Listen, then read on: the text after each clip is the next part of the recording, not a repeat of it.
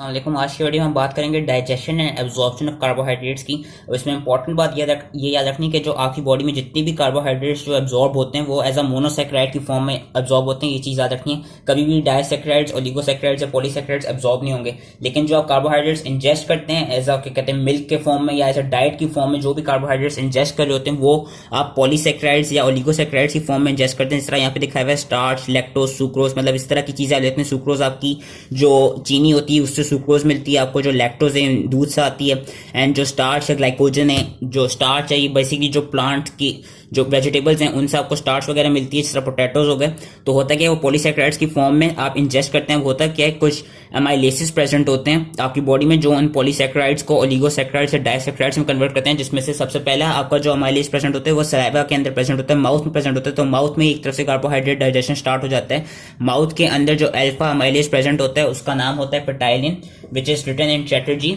जो salivary alpha amylase है जो कि माउथ में प्रेजेंट होता है उसका नाम, इसका एक और नाम है पेटाइलिन। इसकी खास बात क्या है, इसको क्लोराइड आयंस चाहिए होते हैं एक्टिवेशन के लिए, एंड जिसको ऑप्टिमम पीएच है वो होता है अराउंड 6.7। एंड ये एक्ट कैसे करते हैं बेसिकली हम पढ़ेंगे आगे जाके कि जो ग्लाइकोजन का मॉलिक्यूल है, जितने भी पॉलीसैकेराइड्स हैं उनके अंदर कुछ अल्फा 1,4 और अल्फा 1,6 बॉन्ड्स होते हैं। अब जो अल्फा अमाइलेज है ना, जो सलाइवरी अल्फा अमाइलेज, वो क्या कराते हैं, वो रैंडमली जितने भी अल्फा 1,4 ग्लाइकोसिडिक लिंकेज होंगे उनको क्या कहते हैं वो ब्रेकअप कर देगा। उनको ब्रेकअप करने से वो क्या करेगा, वो फिर जिस तरह दिखाया हुआ है स्टार्च है, ग्लाइकोजन है, डेक्स्ट्रिन है, जो अल्फा अमाइलेज है जिसका कौन है पेटाइलिन है, ये बेसिकली उनको ग्लूकोज में, माल्टोस में, माल्टोट्रायोस में, या वो आगे को आइसोमाल्टेस में, लैक्टोज में, इन कंपाउंड्स में इन्हें कन्वर्ट कर देगा। जो सलाइवरी अल्फा अमाइलेज होता है 1,4 ग्लाइकोसिडिक बॉन्ड को ब्रेक करके वो जो स्टार्च, ग्लाइकोजन एंड डेक्स्ट्रिन है उनको ब्रेक कर देगा ग्लूकोज में, माल्टोस में, माल्टोट्रायोस में एंड इवन आइसोमाल्टोस में। अब आगे जाके होता क्या है, स्टमक में याद रखना, क्योंकि सिंस स्टमक का जो एनवायरनमेंट है वो एसिडिक होता है, तो स्टमक के अंदर कोई भी एंजाइम प्रेजेंट नहीं होता। स्टमक में आपको कोई भी कार्बोहाइड्रेट डाइजेशन नहीं होती, क्योंकि जो लो पीएच होती है it stops the action of salivary alpha amylase. बस स्टमक में याद रखना है, क्योंकि चैटर्जी में लिखा हुआ है only to some extent stomach के अंदर जो HCl प्रेजेंट है ना, वो HCl सुक्रोज को उसको क्या कहते हैं ग्लूकोज और फ्रुक्टोज में कन्वर्ट कर देता है। तो ये याद रखना है, स्टमक के अंदर कोई डाइजेशन नहीं होगी। स्टमक में सिर्फ टू सम एक्सटेंट जो HCl है वो HCl क्या करेगा, जो सुक्रोज प्रेजेंट है उसको ग्लूकोज और फ्रुक्टोज में कन्वर्ट कर देगा। स्टमक से फिर कंटेंट्स आएंगे डुओडेनम में। अब डुओडेनम के अंदर पैंक्रियाटिक सेक्रेशंस होती हैं। पैंक्रियास भी एक पैंक्रियाटिक अल्फा माइलेज प्रोड्यूस करता है। जो पैंक्रियाटिक अल्फा माइलेज है ना, उसका नाम होता है अमाइलोप्सिन। जो पैंक्रियाटिक अल्फा माइलेज है उसका नाम है अमाइलोप्सिन। अब खास बात क्या है कि दोनों अमाइलोप्सिन और पेटाइलिन दोनों का फंक्शन एक ही है। दोनों ने अल्फा 1,4 ग्लाइकोसिडिक बॉन्ड को ब्रेक करना है। दोनों ने क्लोराइड आयंस, दोनों को क्लोराइड आयंस चाहिए अपनी एक्टिवेशन के लिए। बस डिफरेंस ये है उनकी ऑप्टिमम पीएच में। जो पैंक्रियाटिक अमाइलेज है वो अराउंड 7.1 पे वर्क करते हैं, वेरेस जो सलाइवरी अमाइलेज है वो अराउंड 6.7 पे वर्क करते हैं। एंड जो सलाइवरी अमाइलेज है वो at random 1,4 glycosidic bond break करते हैं, वेरेस जो पैंक्रियाटिक अमाइलेज है वो जो 1,4 ग्लाइकोसिडिक बॉन्ड ब्रेक करेगा they will be situated well inside the polysaccharide molecule. तो खैर दोनों ने जो बॉन्ड्स ब्रेक करने वो 1,4 ग्लाइकोसिडिक बॉन्ड्स ही ब्रेक करने। अब होता क्या है कि इसके बाद पैंक्रियास जो आपका जो डुओडेनम है, जब वहां पे भी सारी डाइजेशन हो गई, अब आगे जाके कंटेंट्स आ जाते हैं जेजिनम और इलियम में। याद रखना है जितनी भी एब्जॉर्प्शन होगी ना, और जो मैक्सिमम एब्जॉर्प्शन होती है वो जेजिनम में ही होती है। जेजिनम से आगे जाके इलियम में जाके थोड़ी कम हो जाती है, पर इलियम में भी एब्जॉर्प्शन होती है। जो जेजिनम होते हैं, जेजिनम में कंपेयर टू इलियम 3 टाइम्स ज्यादा अब्जॉर्प्शन हो रही होती है। अब होता है क्या है कि जो एंटेरोसाइट्स होते हैं, जो कि स्मॉल इंटेस्टाइन के सेल्स हैं, जेजिनम हो गया, इलियम हो गया, उनकी अपाइकल सरफेस पे इस तरह के ब्रश बॉर्डर्स निकले होते हैं, और इनके ब्रश बॉर्डर पे कुछ डाइसेक्राइडेसेस प्रेजेंट होते हैं। डाइसेक्राइडेसेस नाम से पता चल रहा है वो जो डाइसेक्राइड्स हैं उनको मोनोसेक्राइड्स में कन्वर्ट करते हैं। क्यों? क्योंकि मैंने पहले बताया था कि जो आपकी बॉडी है उसके अंदर जो मोनोसेक्राइड्स हैं वही अब्जॉर्ब होते हैं। तो होता है क्या, जो ब्रश बॉर्डर्स हैं, ब्रश बॉर्डर्स के अंदर कुछ आइसोमल्टेस, माल्टेस, लैक्टेस, सुक्रेस, ट्रीहलेस की तरह के एंजाइम्स प्रेजेंट होते हैं। अब ये जो ट्रीहलेस है ना, ट्रीहलेस का याद रखना है कि फंगाई के अंदर प्रेजेंट होता है। बेसिकली करता क्या, फंगाई या मशरूम के अंदर जो ग्लूकोज है वो थ्रू अल्फा 1,1 डाइसेक्राइड जो बॉन्ड है उसके साथ वो लिंक्ड अप हुई होती है। उसका जो ग्लूकोज का बॉन्ड बना होता है वो थ्रू अल्फा 1,1 बॉन्ड बना होता है, एंड इस कंपाउंड को ट्रीहलोस कहते हैं। तो जो ट्रीहलोस को जो कंपाउंड हाइड्रोलाइज करता है उस कंपाउंड का नाम होता है ट्रीहलेस। ज्यादातर फंगाई एंड मशरूम्स के अंदर पाया जाता है। अपनी जो ह्यूमंस हैं, ह्यूमंस के अंदर आइसोमाल्टेस, माल्टेस, लैक्टेस एंड सुक्रेस देखे जाते हैं। एंड एक और खास बात, हमारी ह्यूमंस के अंदर ये देखा गया कि ब्रश बॉर्डर पे एक प्रोटीन प्रेजेंट होती है जिसके 2 सब यूनिट्स होते हैं। उस 2 सब यूनिट्स का नाम होता है आइसोमाल्टेस एंड सुक्रेस। बेसिकली जो एक प्रोटीन है ना, उसके जो 2 सब यूनिट्स हैं, उन 2 सब यूनिट में एक सब यूनिट है आइसोमाल्टेस एंड एक सब यूनिट है सुक्रेस। और वो देखा यह गया कि जब भी उस प्रोटीन में कोई डिफेक्ट आ जाए ना, तो उससे जो डेफिशिएंसी होगी वो फिर दोनों एंजाइम्स की डेफिशिएंसी होगी, क्योंकि सिंस एक प्रोटीन में डिफेक्ट आएगा तो जिसके दोनों सब यूनिट्स हैं वो भी अफेक्टेड होंगे। जब वो दोनों सब यूनिट्स अफेक्टेड होंगे तो वो जो दो एंजाइम की उनकी एक्टिविटी सी प्रेजेंट थी वो भी अफेक्टेड हो जाएंगी। तो हम क्लिनिकल से बाद में आएंगे। अब होता क्या है कि जो आइसोमल्टेज है, आइसोमल्टेज बेसिकली जो आइसोमल्टेज का फंक्शन क्या होता है कि आइसोमल्टेज जो मॉलिक्यूल होता है ग्लूकोज का या जो भी ओलिगोसैकेराइड्स एंड पॉलीसैकेराइड्स प्रेजेंट हैं उनके अंदर से वो अल्फा 1,6 ग्लाइकोसाइडिक बॉन्ड्स को ब्रेक करके माल्टोज कन्वर्ट कर देता है एंड ग्लूकोज बना देता है। क्योंकि मैंने पहले ही कहा था कि alpha 1,4 and alpha 1,6 glycosidic bonds होते हैं ग्लाइकोजन में या डेक्स्ट्रिन के अंदर। तो होता क्या है कि जो आइसोमल्टेज है, आइसोमल्टेज आपका अल्फा 1,6 ग्लाइकोसाइडिक बॉन्ड ब्रेक करते हैं, वेरस जो अल्फा अमाइलेसिस हैं ये अल्फा 1,4 ग्लाइकोसाइडिक बॉन्ड ब्रेक करते हैं। आगे जाके फिर एक एंजाइम आता है माल्टेज। माल्टेज क्या करते हैं कि जो माल्टोज है उसको दो ग्लूकोज मॉलिक्यूल्स में कन्वर्ट कर देते हैं अल्फा 1,4 ग्लाइकोसाइडिक हाइड्रोलिसिस के थ्रू, एंड ये अराउंड 5.8 to 6.2 की पेज में काम करता है। एंड तीसरा आपको जो एंजाइम है वो है सुक्रेज। सुक्रेज क्या करता है, सुक्रोज को ग्लूकोज और फ्रक्टोज में कन्वर्ट कर देता है। एंड एक और एंजाइम होता है लैक्टेज। लैक्टेज का काम क्या है, लैक्टेज लैक्टोज को ग्लूकोज और गैलेक्टोज में कन्वर्ट कर देता है। एंड जो लैक्टोज है ये ज्यादातर आपकी मिल्क शुगर होती है, मिल्क में पाई जाती है। इससे जब मोनोसैकेराइड्स बन गए, अब मोनोसैकेराइड्स इजीली एब्जॉर्ब हो जाते हैं स्मॉल इंटेस्टाइन के अंदर। और एक और चीज याद रखनी, जो ये चीज बनी हुई है कि जो एब्जॉर्प्शन है डिफरेंट मोनोसैकेराइड्स की, जो गैलेक्टोज एंड ग्लूकोज हैं वो ज्यादा रेडिली एब्जॉर्ब होते हैं, वो ज्यादा जल्दी एब्जॉर्ब होते हैं compare to fructose, monose and other pentoses. तो बस ये एक चीज याद रखनी है कि गैलेक्टोज है सबसे ज्यादा सबसे जो रैपिडली एब्जॉर्ब होगी वो गैलेक्टोज होती है। गैलेक्टोज के बाद ग्लूकोज, ग्लूकोज के बाद फ्रुक्टोज एब्जॉर्ब होती है, फिर मैनोस और फिर कुछ जो पेंटोसिस होगा वो एब्जॉर्ब हो गए।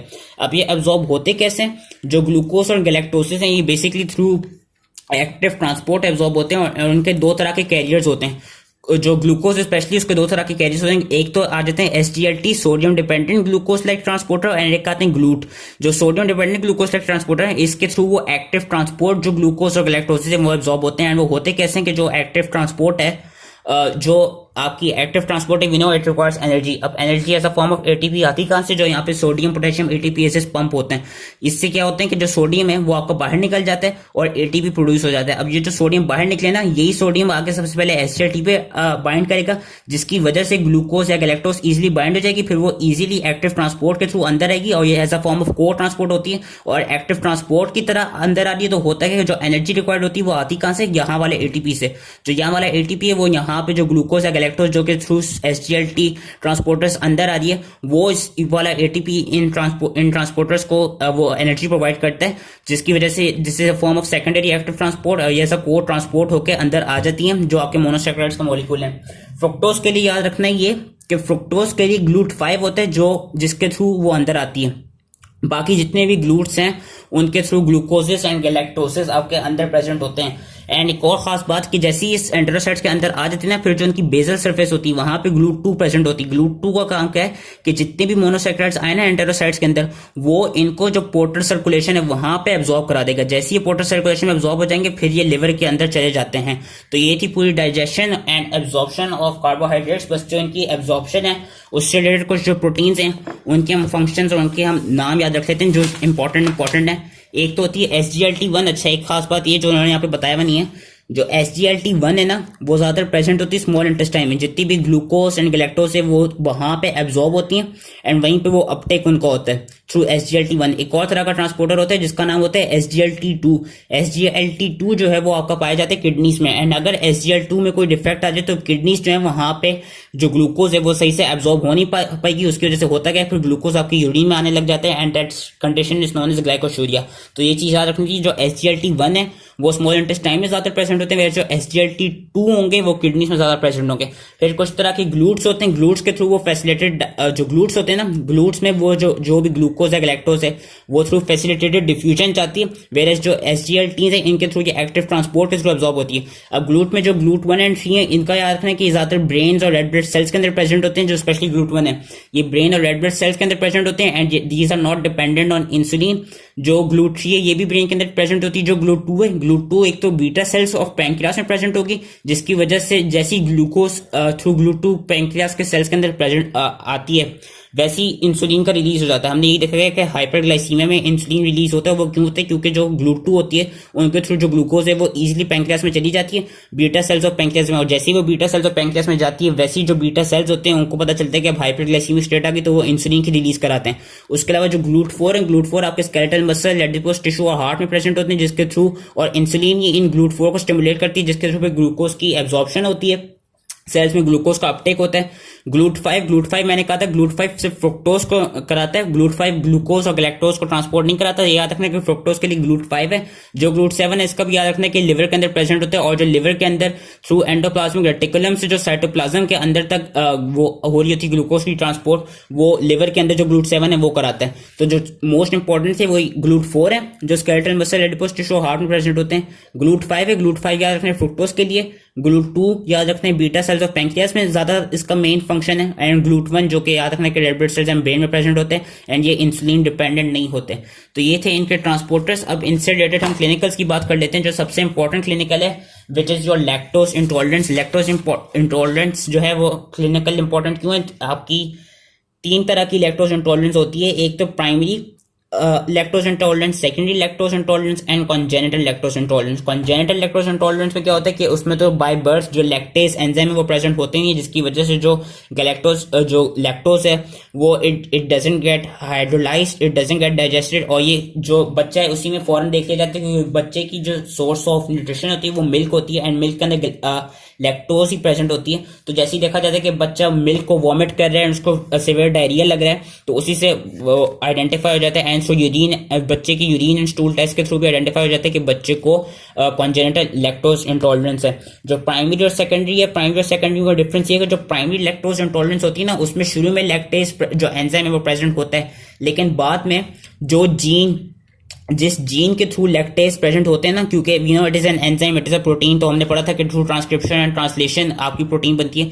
तो जिस जीन के थ्रू आपका लैक्टेज बन रहा होता है उस जीन में कोई डिफेक्ट आ जाता है, एंड वो जीन यूजुअली क्रोमोसोम नंबर 2 पे पाई जाती है। उस डीएनए सीक्वेंस में बेसिकली जो जीन जो क्रोमोसोम नंबर 2 पे होती है वहां पे एक डिफेक्ट आ जाता है, जिसकी वजह से होता क्या है कि आफ्टर 2 years ऑनवर्ड्स जो लैक्टेज है उसकी एक्टिविटी कम होने लग जाती है, उसकी प्रोडक्शन कम होने लग जाती है, जिसकी वजह से लैक्टोज इंटॉलरेंस प्रोड्यूस हो जाती है, जिसकी वजह से ये वाले जो पेशेंट्स होते हैं वो फिर मिल्क को और जितने भी डेयरी प्रोडक्ट्स हैं उनको डाइजेस्ट नहीं कर पाते। तो इन केसेस में उन लोगों को आपको एज अ ट्रीटमेंट जो विटामिन डी की सोर्सेज हैं वो देनी होती हैं, या तो कभी भी lactase as a form of tablet दे सकते हैं, या आप उन पेशेंट्स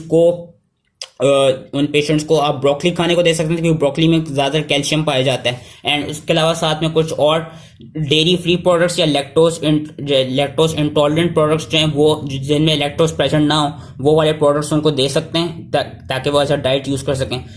लास्ट हम बात करते हैं secondary lactose intolerance. Secondary lactose intolerance क्या होती है कि सेकेंडरी लैक्टोज इंटॉलरेंस में कोई भी स्मॉल इंटेस्टाइन की डिजीज हो, जिस तरह गैस्ट्रोएंटेराइटिस हो गया, या क्रोन्स डिजीज हो गई, या सीलियक डिजीज हो गई, उसकी वजह से जो लैक्टेज है उसके फंक्शन में, उसकी एक्टिविटी में फर्क पड़ जाता है, जिसकी वजह से बंदे को डायरिया प्रोड्यूस होने लग जाता है, वो सेकेंडरी लैक्टोज इंटॉलरेंस होती है। तो ये याद रखनी थी। एंड लैक्टोज इंटॉलरेंस में डायरिया होता है, एंड जो डायरिया होता है ना वो ऑस्मोटिक डायरिया होता है। ऑस्मोटिक डायरिया क्यों होता है? क्योंकि जो लैक्टोज है वो गैलेक्टोज और ग्लूकोज में कन्वर्ट होता है, जिसकी वजह से लैक्टोज फिर लार्ज इंटेस्टाइन में चला जाता है। अब लार्ज जो लैक्टोज है वो ऑस्मोटिकली एक्टिव होता है, सिंस वी नो के लार्ज इंटेस्टाइन में ज्यादा सोल्यूट प्रेजेंट होगा, तो उसकी वजह से जो वाटर है वाटर भी फिर आएगा, ताकि जो ऑस्मोटिक ग्रेडियंट है वो मेंटेन है, और जैसे ही वाटर आएगा वैसे ही आपको ऑस्मोटिक डायरिया कॉज हो जाता है उसकी वजह से।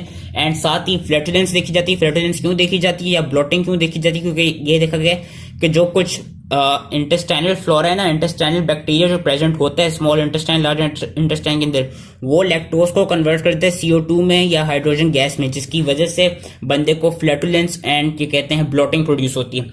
इसके साथ ही एक और डिजीज होती है जो कि इतनी इंपॉर्टेंट नहीं है, पर उसका नाम है कॉन्जेनिटल सुक्रेस आइसोमल्टेस डेफिशिएंसी। इसमें क्या होता है, मैंने बताया था कि सिंस एक तो ये ऑटोसोमल रिसेसिव डिसऑर्डर, इसमें मैंने ये बताया था कि जो आपकी सुक्रेस एंड आइसोमल्टेस है ये एक प्रोटीन का सब यूनिट होते हैं, और अगर उस प्रोटीन में कोई डिफेक्ट आ जाए तो उससे कॉन्जेनिटल सुक्रेस आइसोमल्टेस डेफिशिएंसी होगी। इसमें क्या खास बात होगी कि इसमें जो जिसके जो सिम्टम्स होंगे वो सेम होंगे लैक्टोज इंटॉलरेंस की तरह। इसमें भी डायरिया देखा जाएगा, इसमें भी बंदे को ब्लोटिंग होगी, लेकिन इसमें होगा ये कि इसको जो बंदे को डायरिया ब्लोटिंग होगी वो सुक्रोज खा के ही होगी, मतलब चीनी वगैरह खा कर ही होगी। एंड इसको हम डिफरेंशिएट कैसे करेंगे lactose intolerance and congenital sucrase isomaltase deficiency के थ्रू। एक तो ये कि बंदा जब सुक्रोज ले रहा होगा डाइट में तो होगी उसको वो सिम्टम्स प्रोड्यूस होंगे, वेरएस दूध वगैरह पीने से सिम्टम्स प्रोड्यूस नहीं होंगे क्योंकि दूध में सुक्रोज प्रेजेंट नहीं होता।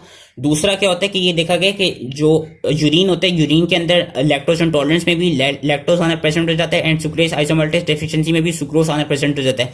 अब हम करेंगे क्या, उसमें हम बेनेडिक्स टेस्ट करेंगे। बेनेडिक्स टेस्ट के थ्रू देखा यह जाएगा कि जो लैक्टोज इंटॉलरेंस है ना, वो बेनेडिक्स टेस्ट का रिजल्ट पॉजिटिव देगा क्योंकि lactose is a reducing sugar. Whereas जो ये वाली डेफिशिएंसी होगी ना, इसमें sucrose is a non reducing sugar. तो जब उस पर बेनेडिक्स टेस्ट हम अप्लाई करेंगे तो जो उसका बेनेडिक्स टेस्ट आएगा वो नेगेटिव आएगा। तो इस तरह आप डिफरेंशिएट कर सकते हैं कॉन्जेनिटल सुक्रेज आइसोमल्टेज डेफिशिएंसी को एंड लैक्टोज इंटॉलरेंस को। तो आई होप ये इजीली समझ में आ गए हो एंड थैंक यू।